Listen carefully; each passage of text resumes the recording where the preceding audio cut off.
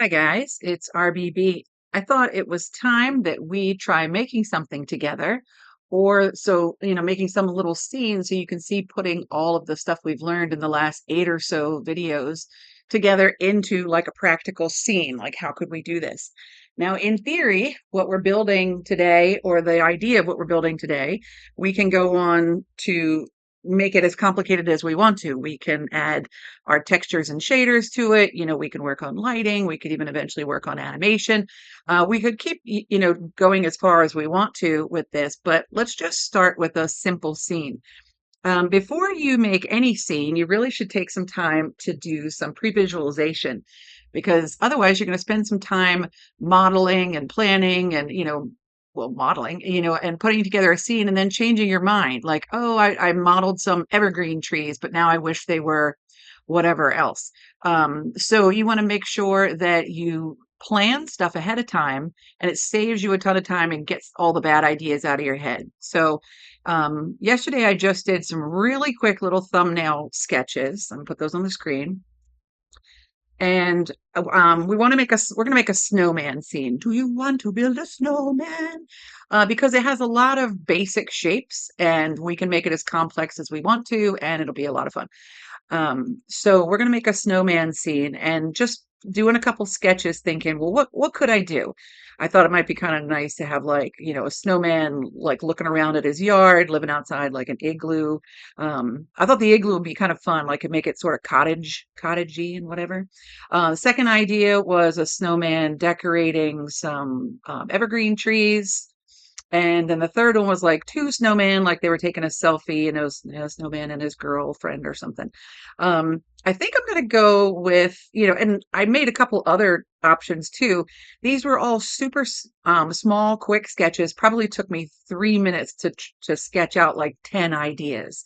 I also went ahead and sketched everything in widescreen, right? Because that's the way I'm going to be modeling. It's intended to be seen on the screen, so might as well plan it out that way.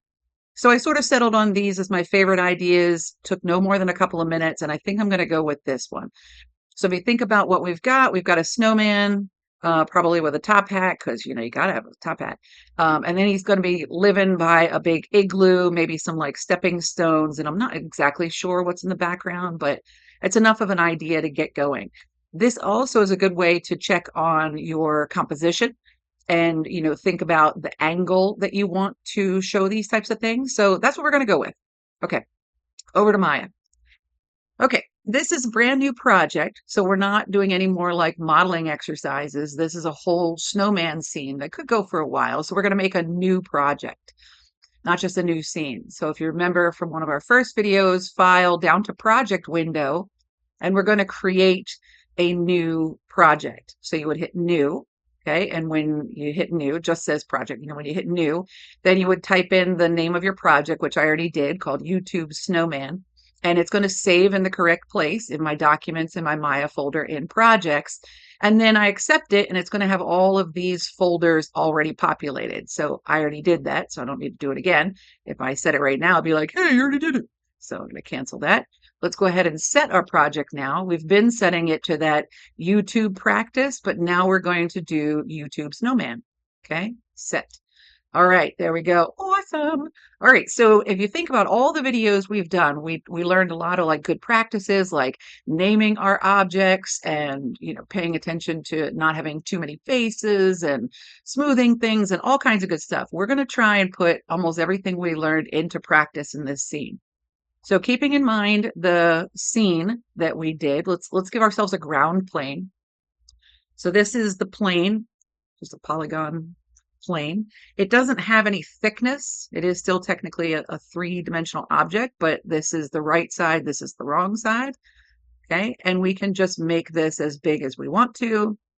We can always change it and adjust it later, but for now we'll call that good enough. Okay, there's our background. Okay. Now, one of the things when we're making a scene that we haven't talked about at all yet is we want to model for eventually our camera. And we haven't made a camera yet, but we probably will by the end of this video. In fact, I'm going to write a little note right here to myself. Create camera. Create. Okay. Because remember, if the camera can't see it, we don't care. But if we don't have a camera, we don't know what the camera can see. All right, so mostly our two main objects is we've got a snowman and we've got an igloo. Okay, so an igloo to me, most logically, is going to be made of a sphere, right? That makes sense. It's an igloo, right? It's going to be a big old half a circle. But I also know from our last couple of videos that we can make a better rounded object like this without poles, right? Out of our cube. So I'm going to do that. I'm going to grab my cube, bring him up out of the ground here, and I'm going to smooth that cube, give it a couple of divisions, and of course, let's make it bigger. Now, from the last video, anybody know why is this yellow? Why isn't it green in object mode or blue in component mode? Did you say because soft select is on? You're right. So soft select is on. If I turn that off, it'll go back to being green in object mode and blue in component mode, right? Okay. So there you go. There's my half an igloo. And exactly, whoops, exactly sure.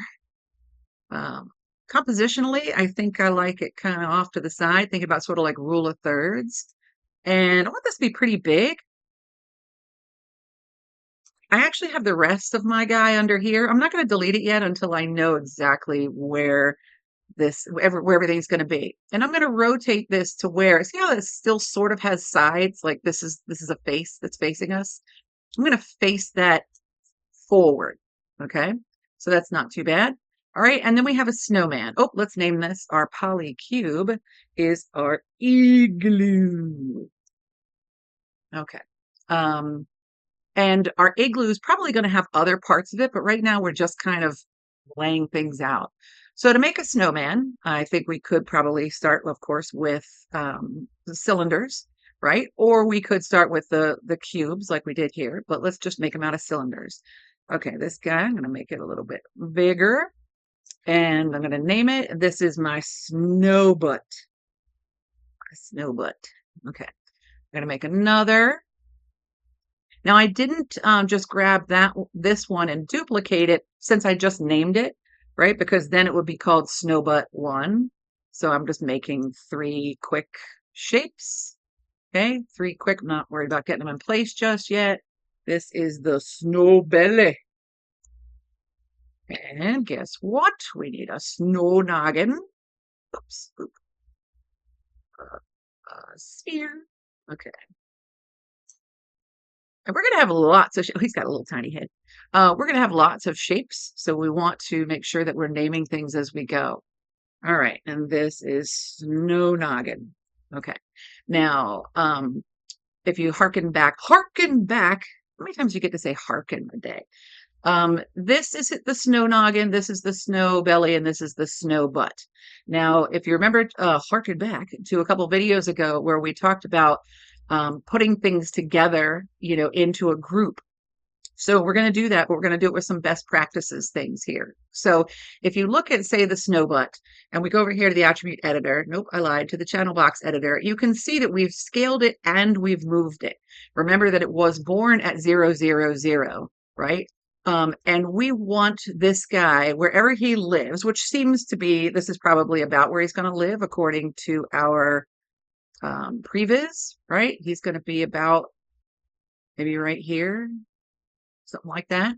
Okay, we want this to be his new ground zero.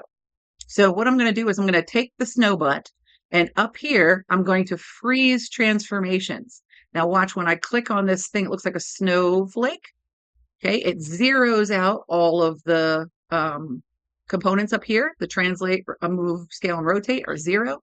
We're going to do that with each of these things so that they're all assuming that this is basically where they were born. This is their origin. All right, and the next thing that makes a lot of sense would be to group these things together because probably they're not going to come apart, right? We don't want to combine them into one object, but I am going to group them. So Control G to group. And that is snowman body. All right. You'll notice that the center of this snowman is back here at the origin. And because that's where all of his bits were born, right? It's back here at the origin. And you might think, well, that doesn't really matter. Once I select that group, I can always grab the controls, even though they're not nearby, right? Over there, that's fine. But that doesn't make a whole lot of sense. So another one of the handy dandy tools that's up here is this one that I always think looks like a little bit of a spaceship or something. This is center pivot. So this group, each one of these guys, its center, its belly button is in its center. Okay. But the group, arrow up to grab the whole group, is centered over here at the origin. So I'm going to center the pivot on the group. Awesome. Okay. Now that's great because now my controllers, my move and scale and rotate are near the right group. But I want to move this, and we haven't done this yet. If this guy rotates, like if he were to fall down, right? Whoa, right now his center is right in the center. Obviously, right? The center's in the center. And we don't want that. I want his center of gravity to be down at the very bottom. So if he falls over from here. So to move your center point, you hold the letter D as in delta or any other kind of word that begins with D. Okay. So now that I've moved that down, it's centered in the middle, right? It's centered in the center of this guy, but now it's lowered down here so he could like fall over, right? Another quick example of how you might use something like that is, let's say I make a cube. Move it so we can see it. Okay. And let's say that this cube is going to be a door. Adorable. No, just a door.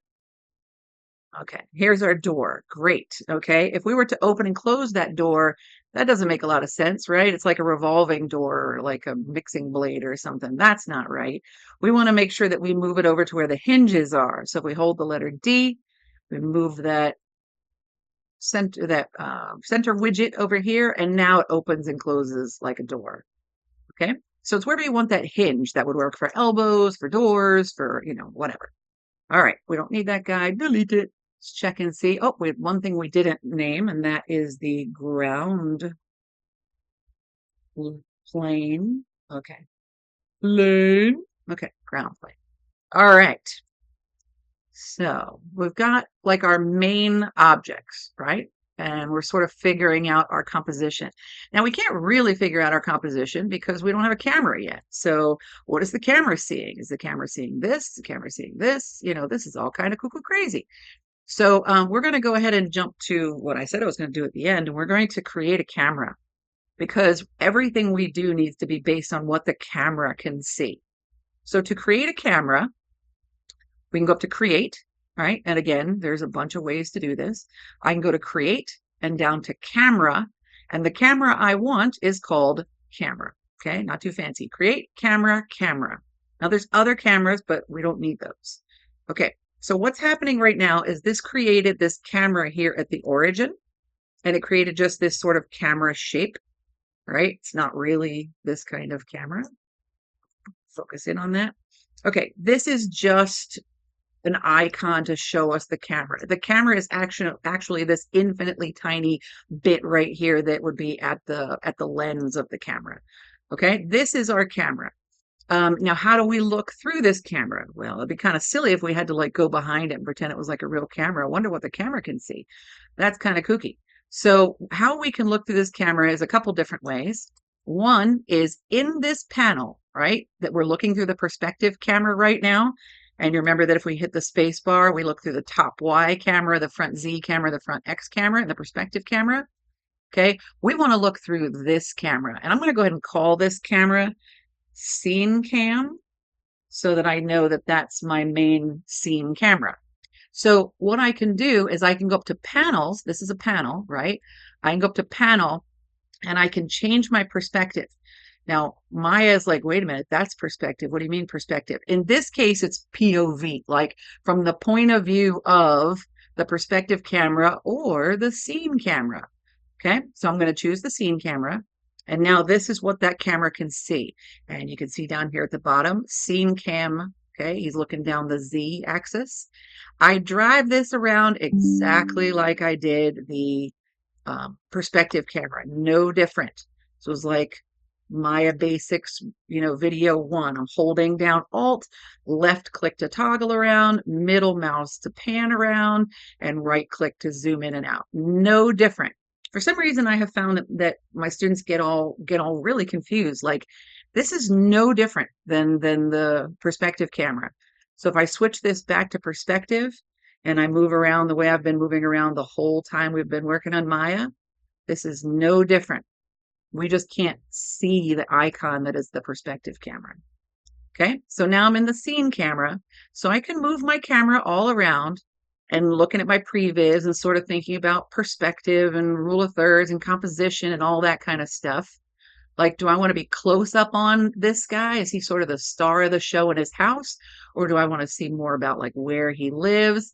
I think I want kind of like this. I want to see a little bit of the background, but I want to see him. And, I'm going to make this sort of a cute cottage thing. So I think that to me, lock it down. Okay. I right now can move my camera and I don't want, like in real world, if I was on the scene and I had a camera on the scene, I wouldn't want some, intern to come around and, with coffee and bump into it and move my camera. Oh no. Right? I wouldn't want them to be able to oh darn it, we moved it. It was perfect. Okay, so we're going to lock our camera. And I'm not looking at it straight on like a Sonic the Hedgehog thing or something. And I'm not looking at it from above because my story doesn't really kind of require bird's eye view, but I'm looking at it slightly, just slightly above. Okay. I think I like that. So at the top of our panel, we've got lots of things we can do, like ways to see it and things to do with the camera. And right here under the word lighting, there was also create or a select camera there, but there's lock camera. It's a camera with a lock on it. Okay. So I am actively in my scene cam. If I click on this camera with a lock on it, I no longer can move it. Okay. I'm holding the shift, no, the alt and left mouse. I'm not able to move it. And you'll see if you look over here, like in the channel box editor, if I looked on my scene cam, they're going to be grayed out and I'm not going to be able to move them. Okay. He's stuck there. Well, then how do we move around? Well, we switch back to the perspective of our perspective camera. And you'll be able to see that camera is stuck over there in the sky. There it is. Okay. It's got sandbags on it and stuff. Nobody can bump into it. The director has decided that is the scene. So we're going to use our perspective camera when we're running around and doing things. But when we get to lighting and composition and stuff like that, we want to make sure we're always looking through the scene camera because that's really the only thing we care about. And if there's something ugly behind this, there's a big old trash pile behind this igloo, we don't care. The camera can't see it, we don't care. Okay? There you go. There's your camera. All right, so we've blocked out our main shape and we've named it. We've got a new scene. We know approximately where everything is. Now, if I change my mind and I'm like, I wish this was a little bit lower, I'm a little bit high on this scene, I can go to my scene camera, click that lock again, it unlocks it. I'm going to adjust my point of view just a little bit and lock it. Okay. So I'm making good choices. It just seemed like a weird tangent cutting off his head. So I think that is about what I want to do right now as far as blocking things in. So we looked at previs. Okay. We looked at planning what we want to do ahead of time. We looked at making a new scene. We've made a new camera and we've blocked in our main basic shapes. One other thing we might need is sort of the front of the igloo, which to me, again, could probably be made. I'm going to switch to my perspective camera. This could probably be made by a rounded, normally I would say like, oh, it's a cylinder. And if I was kind of really like brand new to Maya and just picking what was the easiest thing, it might be like, oh, this is what the front of an igloo looks like, right? I don't know if I've ever seen an igloo in real life, but maybe this is the way I think the igloo looks or should look or whatever.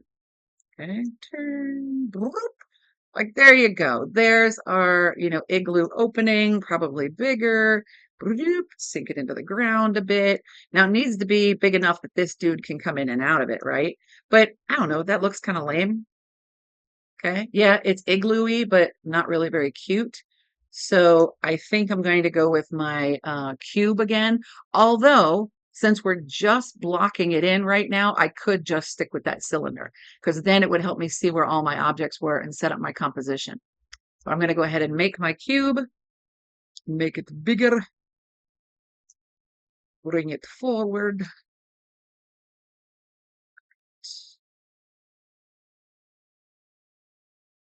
And according to our previs, it looks like he kind of just walked out of his house, right? So we're gonna have to check the scene cam in a second, but it looks like he kind of walked out of his house. Now I think that this needs to be pretty tall. I mean, he might duck down a little bit, right? But pretty tall. Now, if I just smooth this guy as is, he is going to become sort of like a circle again, right? Not extrude, smooth, boop. That's not what I want, although that is a little cool. Okay, let's think about where we want our holding edges. And we're getting a little bit into main modeling, so we might just go ahead and stop and say, this is where the door is going to be. Let's check with our perspective camera, our scene camera. Does that look right? Nope. I feel like that is not right. What if this was smaller, more pushed into the igloo? Oh, that's a weird tangent. I don't like that.